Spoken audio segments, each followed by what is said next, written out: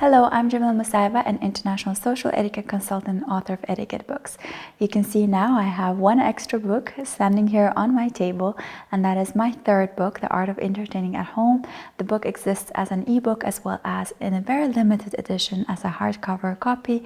And if you wish to obtain these books, you can go directly on my website and they're available for international shipment. I'll link it here as well in the description box below. If you are a new viewer on my channel, welcome. Here I talk about etiquette, soft skills, self-development, sometimes lifestyle and beauty. So if you're interested in all of that, make sure to subscribe and hit the bell button so you get notified when I upload a new video.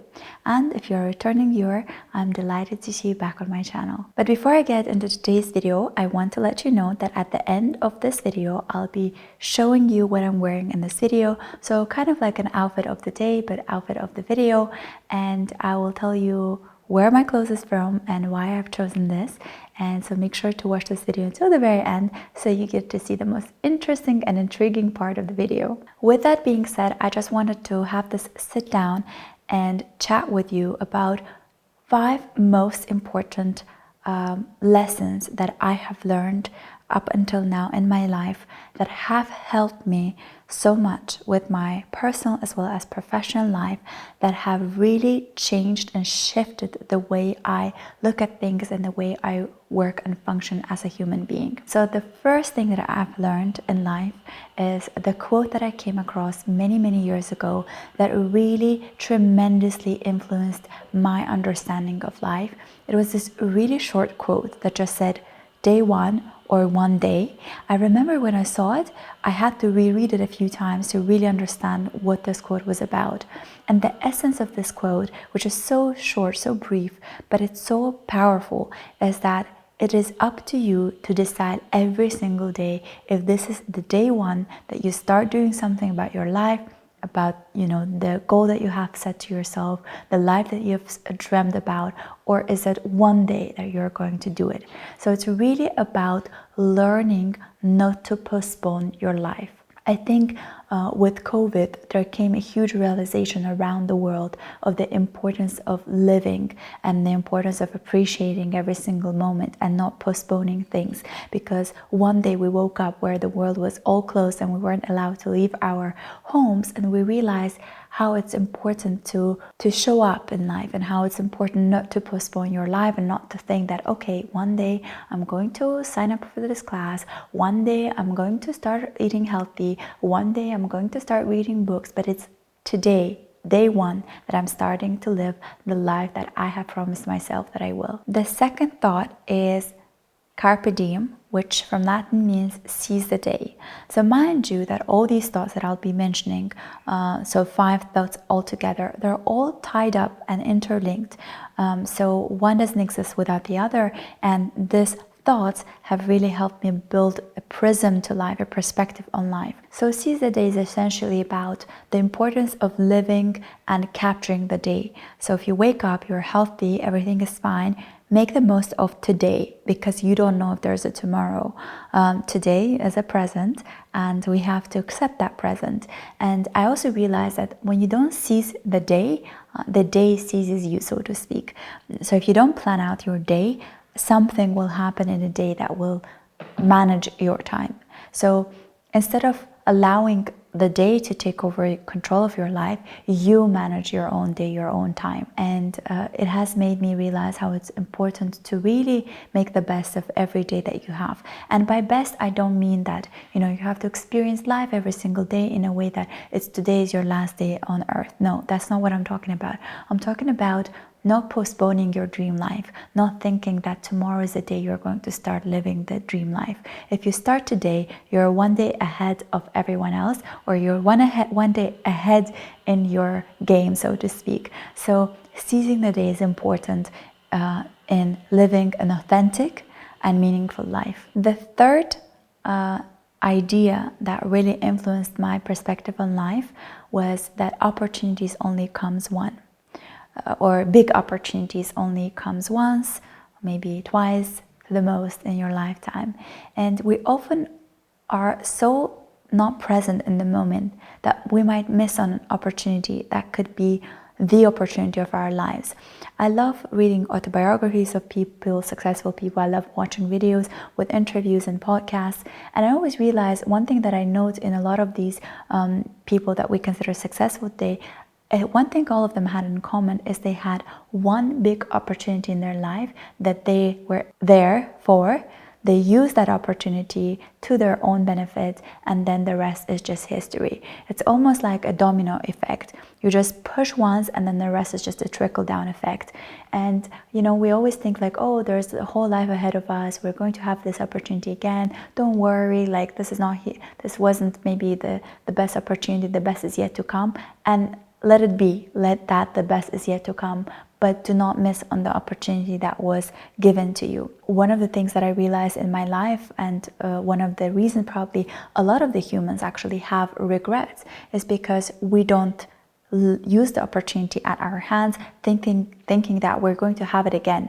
And the reason we regret so much in life is because we wish that we used that opportunity. We wish that we did it back in the days.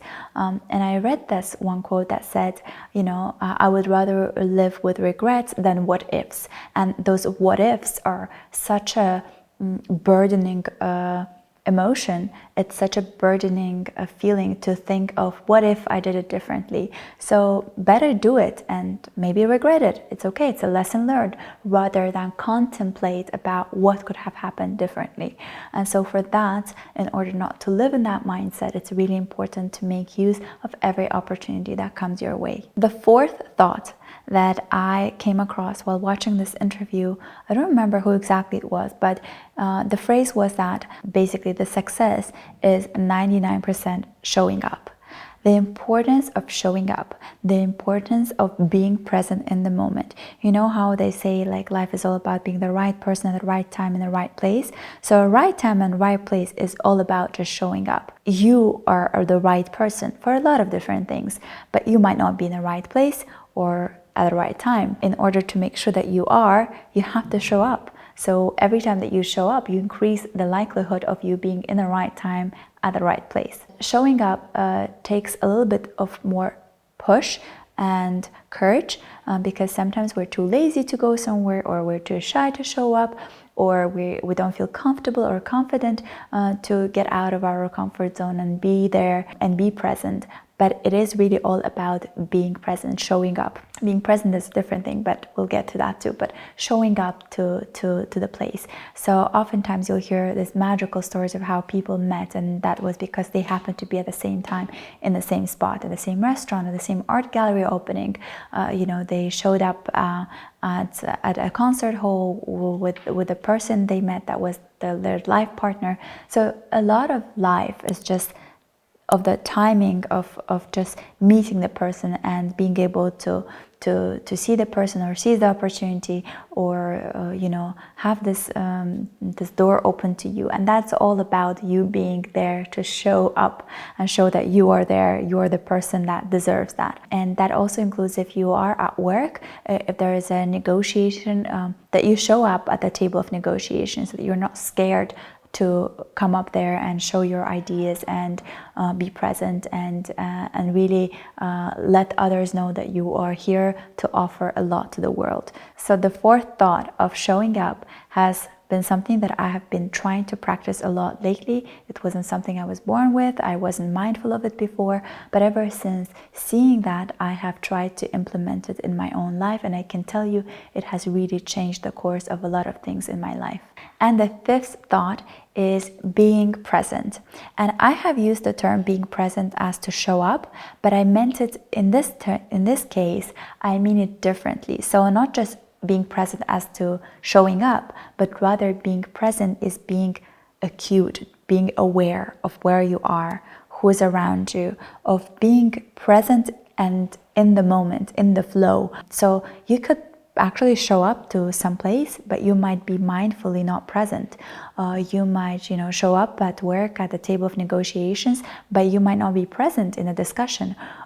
You might, show up at an art gallery opening, say, but you might not be present and, engage and meet people and talk to people and be open to your surroundings. So being present is being open and being in the flow, being aware of everything that happens around you. There have been so many interesting stories where, I've seen some memes as well where, this guy was sleeping on a train, and I think there was a President Obama who was like standing and taking a ride with him, and this guy just missed this opportunity of meeting the president. It's just a funny example, but I think this meme has actually more deeper meaning behind it than just that, that he was just napping there. It's really being present in life when you are aware of everything that happens around you.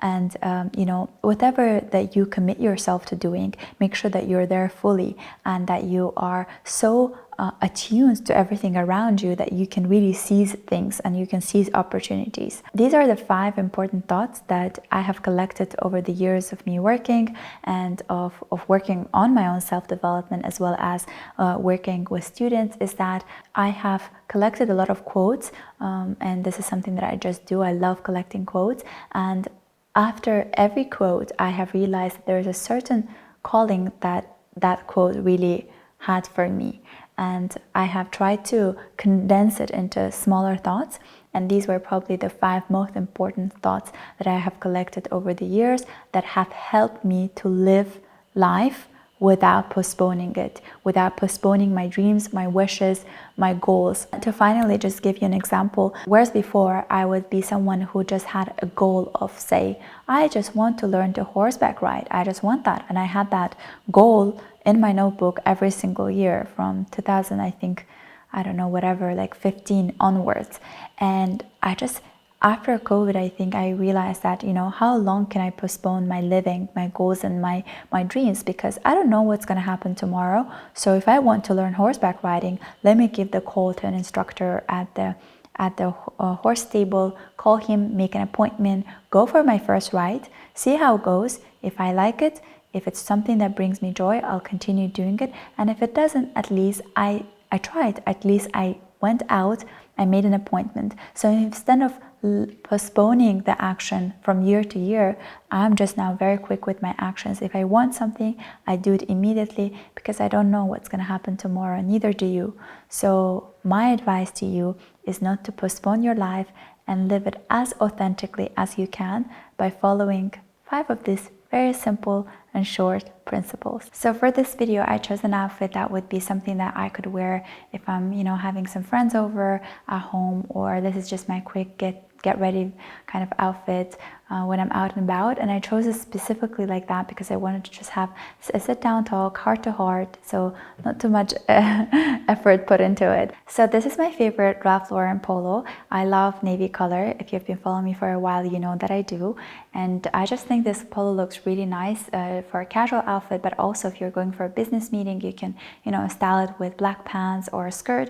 It always looks very nice. And these are my Alexander Wang jeans. I have had them for about, I want to say 5-6 years by now. They're just like this classical high rise, which I love because I think it accentuates the waist really well, and I love anything that does that.